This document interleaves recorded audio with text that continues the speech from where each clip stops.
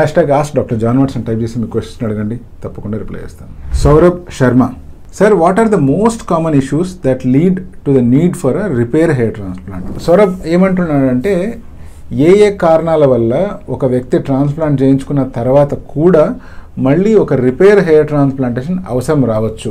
ఈ మధ్య మనం గమనిస్తే గల్లీకి ఒక హెయిర్ ట్రాన్స్ప్లాంటేషన్ సెంటర్ కనిపిస్తూ ఉంది. ఆ సెంటర్స్ నిజంగా లైసెన్స్డా, క్వాలిఫైడ్ డాక్టర్స్ ఉన్నారా లేదా అనేది కూడా మనకు తెలియని పరిస్థితి.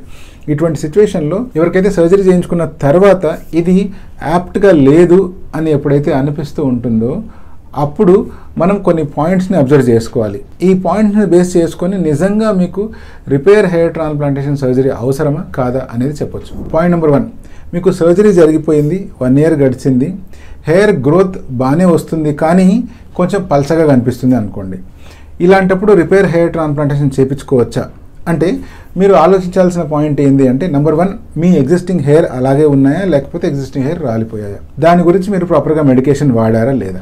సపోజ్ మీరే గనక ఎగ్జిస్టింగ్ హెయిర్ కాపాడుకోవడానికి ప్రాపర్గా మెడిసిన్ వాడలేదు అనుకుందాం. అటువంటి సిచ్యువేషన్లో మీ ట్రాన్స్ప్లాంటెడ్ హెయిర్ మధ్యలో గనక ఎగ్జిస్టింగ్ హెయిర్ ఉండాల్సిన ఏరియాలో గ్యాప్స్ ఫామ్ అయ్యాయి అంటే అక్కడ తప్పకుండా హెయిర్ ట్రాన్స్ప్లాంటేషన్ చేసుకోవచ్చు. అలా కాకుండా మీరు మెడిసిన్ వాడిన తర్వాత కూడా మీ ఎగ్జిస్టింగ్ హెయిర్ లాస్ అయ్యాయి అనుకోండి, ఆ సిచ్యువేషన్లో కూడా మీరు ఆ గ్యాప్స్ ఉన్న ఏరియాల్లో మళ్ళీ హెయిర్ ట్రాన్స్ప్లాంటేషన్ లేదా రిపేర్ హెయిర్ ట్రాన్స్ప్లాంటేషన్ చేసుకోవచ్చు. రెండో కండిషన్ ఇదేంటి అంటే కొంతమంది పొరపాటున హెయిర్ లైన్ అనేటువంటిది కొంచెం కిందికి డ్రా చేయించుకొని అలాగే హెయిర్ ట్రాన్స్ప్లాంటేషన్ జరిపించి ఉండొచ్చు. ఇది కొన్నిసార్లు క్లయింట్ తరపు నుంచి కూడా జరిగి ఉండొచ్చు, లేదా కొన్నిసార్లు ప్రాపర్గా hair transplantation and hair line గురించి ఉన్న గైడ్ లైన్స్ ఐడియా లేని హెయిర్ ట్రాన్స్ప్లాంటేషన్ క్లినిక్ వల్ల అయినా కావచ్చు. ఏది ఏమైనా కూడా క్లయింట్కి ఎప్పుడైతే హెయిర్ లైన్ మరీ కిందికి ఉందో అటువంటప్పుడు ఆ హెయిర్ లైన్ని కరెక్ట్ చేయడానికి డెఫినెట్గా ఒక రిపేర్ హెయిర్ ట్రాన్స్ప్లాంటేషన్ చేసుకోవాలి. మూడో సందర్భం ఏంటి అంటే హెయిర్ ట్రాన్స్ప్లాంటేషన్ అనేటువంటిది ఫ్రంట్ ఏరియాలో చేయించుకుంటారు. అంటే ఫ్రంట్లో బాల్నెస్ ఉండడం వల్ల ఆ ఏరియాలో హెయిర్ ట్రాన్స్ప్లాంటేషన్ చేయించుకుంటారు. Over a period of time వాళ్ళకి ఈ హెయిర్ ట్రాన్స్ప్లాంటేషన్ చేసిన వెనకల ఏరియాలో ఉన్న హెయిర్ని కాపాడుకోవడానికి మెడికేషన్ వాడకపోవచ్చు, లేకపోతే మెడికేషన్ వాడిన తర్వాత కూడా హెయిర్ ట్రాన్స్ప్లాంటేషన్ చేసిన ఏరియా వెనకాల భాగం ప్రాపర్గా గ్రో అవ్వకపోవచ్చు.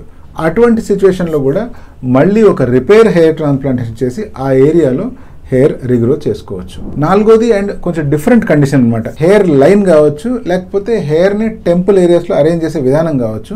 అవి డైరెక్షన్ అబ్నార్మల్గా పెట్టడం వల్ల అవి అబ్నార్మల్గానే గ్రో అవుతుంటాయి, అంటే అబ్నార్మల్ డైరెక్షన్స్లో గ్రో అవుతూ ఉంటాయి. అటువంటప్పుడు కూడా వాటిని మేనేజ్ చేయడం ప్రాపర్గా ఉండదు అండ్ చూడడానికి అవి చండాలంగా కనిపిస్తాయి. కాబట్టి ఇలాంటప్పుడు కూడా వాటిని ఎక్స్ట్రాక్ట్ చేసి మళ్ళీ రీఇంప్లాంట్ చేయవలసి ఉంటుంది. ఇటువంటప్పుడు కూడా రిపేర్ హెయిర్ ట్రాన్స్ప్లాంటేషన్ అనేటువంటిది చేయించుకోవచ్చు.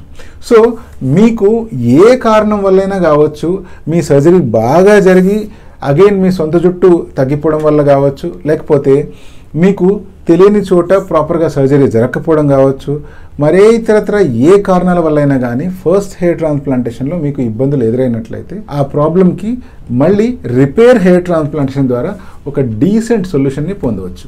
చాలామంది రిపేర్ హెయిర్ ట్రాన్స్ప్లాంట్ చేయించుకుంటున్నాము, ప్రాపర్గా రిజల్ట్ వస్తుందో రాదో అనే డౌట్ ఉంటుంది.